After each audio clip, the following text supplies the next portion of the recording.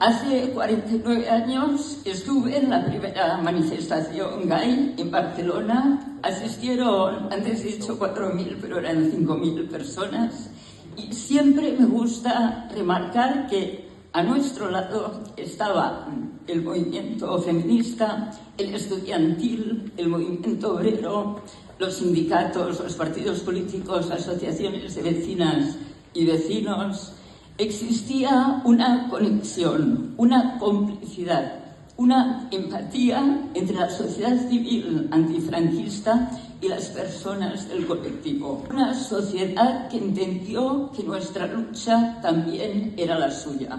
A menudo la tendencia de tratar solo temas relacionados con nuestra agenda, con nuestra propia letra, pero pocas veces hablamos de nuestra relación con los otros, con el otro. En los últimos años percibimos una cierta distancia, una desafección de una parte de la sociedad hacia el colectivo LGBTIQIA+, alimentada por quienes han decidido convertirnos en un objetivo político. La extrema derecha nos ha puesto en el punto de mira. Y es ahí donde se nos abre una oportunidad para recuperar esta conexión. Quizás es el momento de la autocrítica, de encontrar nuevas fórmulas, nuevos lenguajes, nuevas estrategias para reconectarnos.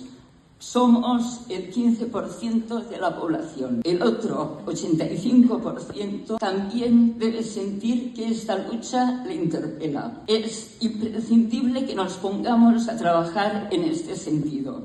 Quizá el gran reto sea volver a construir esta alianza.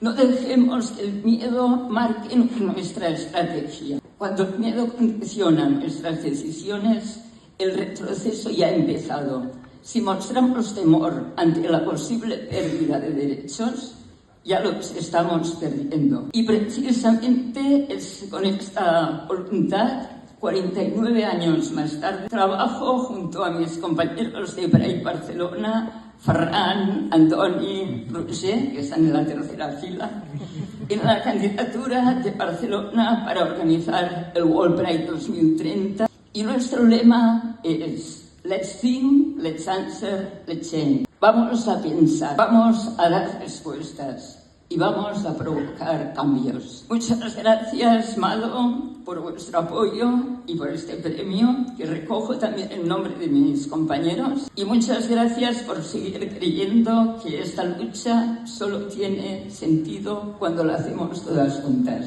Gracias.